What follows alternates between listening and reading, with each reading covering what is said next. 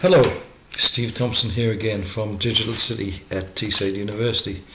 By now I hope you've seen the first video where we talked about the digital storytelling project and showed some examples. This video is about the workshops that we're running. The workshops are running across a range of venues in Tees Valley, and they're designed to help you tell your story in a digital format. The workshops start with some discussion about stories, and we investigate and explore what stories people have. Most people have several. It's a very social and informal part of the workshops, and we look to develop the stories to give them a start, a middle and an end, so that the stories can be enjoyed and consumed by other people. Here's an example of an object that we could tell a story about, and basically the story is it's my grandfather's watch which he gave to his son, my father in fact, and my father gave it to me. That's a very short story and wouldn't really hold people's attention. We'd need to draw out more information, more interest in the story. And I can think of several things that I could add to this story, but if you are able to see the details on the back of the watch there, you'll see that my grandfather worked at Concert Iron Company, which could bring out several stories. But also you may be able to see that he worked there from 1914 to 1957. And 1914 was the outbreak of World War I, so clearly he was in a protected trade, that he didn't actually go to war, he worked in the steelworks. So several stories could be teased out of that. Now if you watched the earlier video, you'll have seen the views from my window made by Lucille. That inspired me to think about the windows to my home, and there were two nice views from two different windows in my home, and I think they could both inspire a story. So this is the next thing we need to do when we're considering a story. We need to write a storyboard, just map it out. You don't have to be a great graphic artist to do this, it just helps distill your ideas. And I'm asking myself, is this a story about the views from those windows, or is it two stories? And I think I come to the conclusion that it's two stories.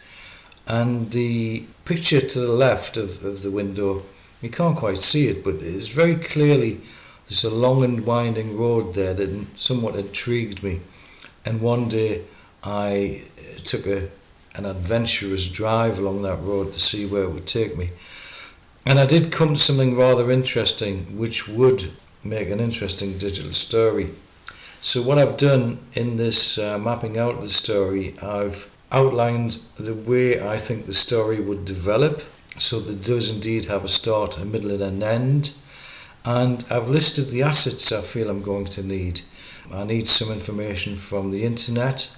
I need to go there again and take some additional pictures. So for your story it may be you need to scan some images that you already have, or you need to go and take some pictures.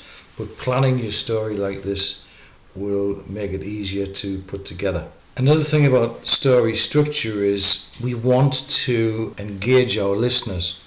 So a story could begin, one day an amazing thing happened, and you've already given the game away about what the story is about. There is no mystery. You could begin the same story by saying, the day began like any other.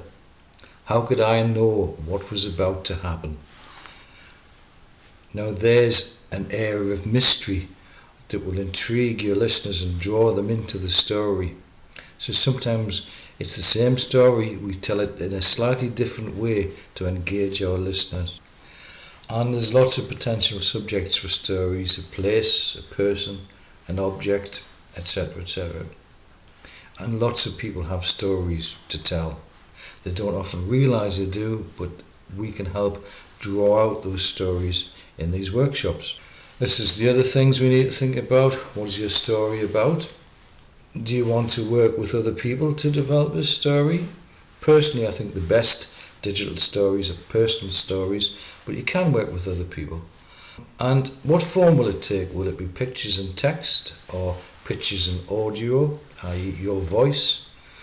And how will you visualize it? Will you scan some pictures or take photographs, or simply use images that you may have found on the internet? You may need to make a field trip alone or with other people to take pictures to illustrate your digital story. And when we've collected all of these things, we start to put them together, and we use nothing but free tools to make our digital stories. We use something called Picasa to compile and edit our images. We use Audacity, which is a quite sophisticated but free digital audio tool, and we'll show you how to use that. And finally, we compile it all in Windows Movie Maker. This is a hybrid version of Windows Movie Maker, and we'll give you all the files you need to install it on your own computer. Windows Movie Maker may not be the most sophisticated video editing tool, but it's free, it's quite simple, it's easy to use, so we've chosen it as our tool of choice for making digital stories. And so we hope to see you sometime soon at one of our digital storytelling workshops. So for now, thanks for listening and goodbye.